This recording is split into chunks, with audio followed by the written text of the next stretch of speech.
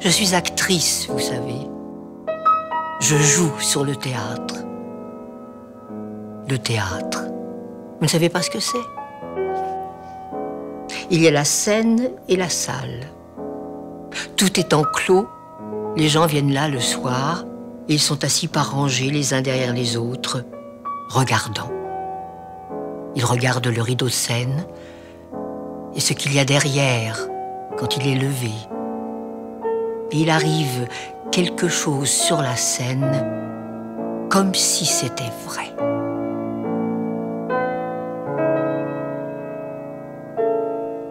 Un jour, j'avais 4 ou 5 ans, je suis allée au cinéma avec ma grand-mère. Sur l'écran, Greta Garbo mourait dans La Dame aux camélias. Son visage m'a bouleversée.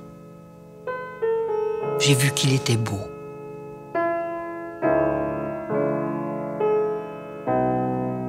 Je suis comédienne, et cela depuis 60 ans. Et je suis émerveillée que la vie ait pu me permettre de faire un tel choix. Je pense que tout a commencé sur les genoux de ma grand-mère, quand je lui disais « Raconte-moi une histoire ». Le décor était planté, puis je rêvais. Maman aussi me racontait des histoires, mais ça, à travers les livres. Elle puisait ses histoires dans Alphonse Daudet, par exemple, La chèvre de Monsieur Sequin, Les lettres de mon moulin, etc. Et puis dans les contes du lundi, quelque chose qui m'avait beaucoup impressionné, La dernière classe, et où il était dit que celui qui possède bien sa langue détient les clés de sa prison.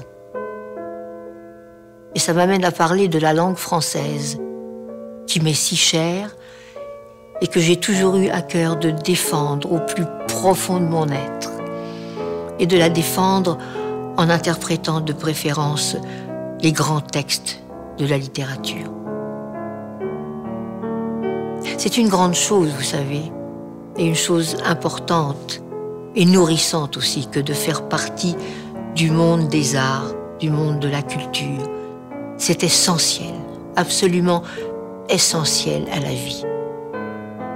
L'être humain vit d'eau et de pain, bien sûr, donc les nourritures très terrestres. Mais sa véritable grandeur, il l'acquiert dans l'art, dans la culture. Et c'est ça qui reste. Dans la vie, j'aime les rituels, j'aime les cérémonies. Et le théâtre est une grande cérémonie. Et il existe un objet qui m'est infiniment précieux.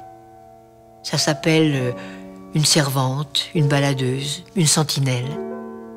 C'est tout simplement la lampe du sanctuaire qu'on dépose ici, sur la scène, une fois que le rideau est baissé, que la représentation est terminée, tout simplement pour dire aussi longtemps que le monde sera monde et que l'être humain sera intéressé à en savoir un petit peu plus sur lui-même. Il y aura cette lampe du sanctuaire qui apportera sa petite lumière.